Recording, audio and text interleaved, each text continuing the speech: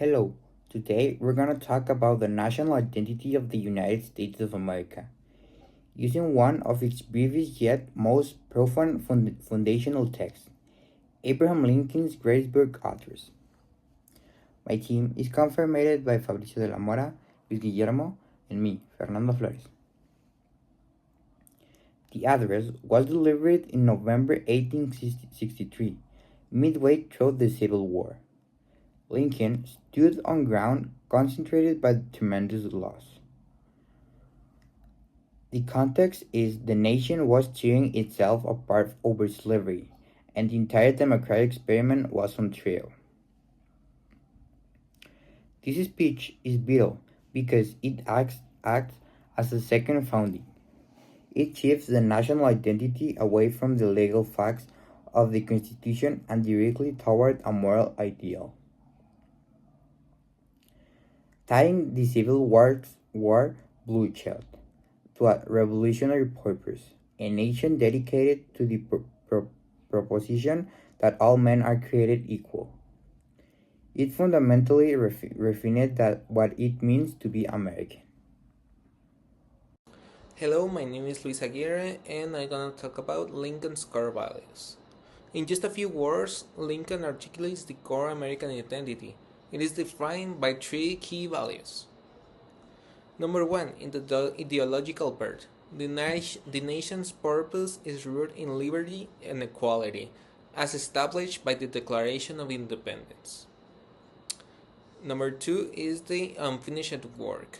He emphasized that national identity is not a static achievement, but a great task remaining before us. The struggle for equality is perpetual.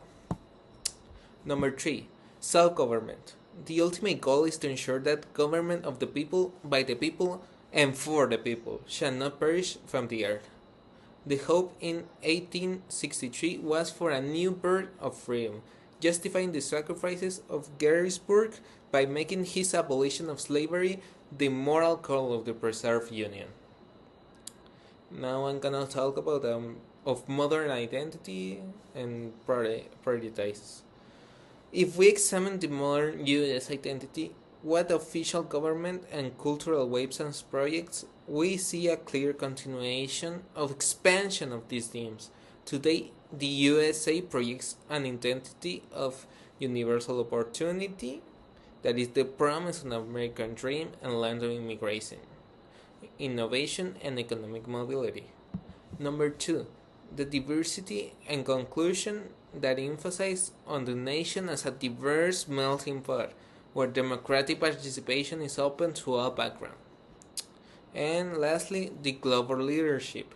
Its primary priority is promoting itself as the leading defender of democracy, human rights, and global stability on the world stage. When we compare Lincoln's vision with the modern reality, we find a remarkable continuity.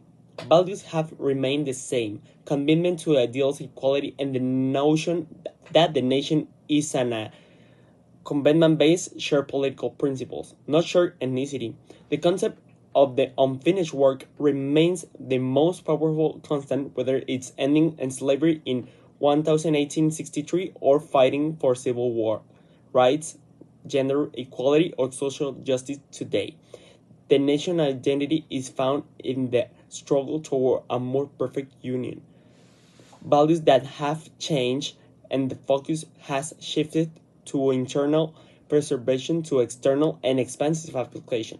Lincoln tested the nation's endurance. Today, the U.S. is tested on its ability to deliver on its universal promises to its diverse populace and the wider world, wrestling with the complex legacies of colonialism and global influence that Lincoln never faced.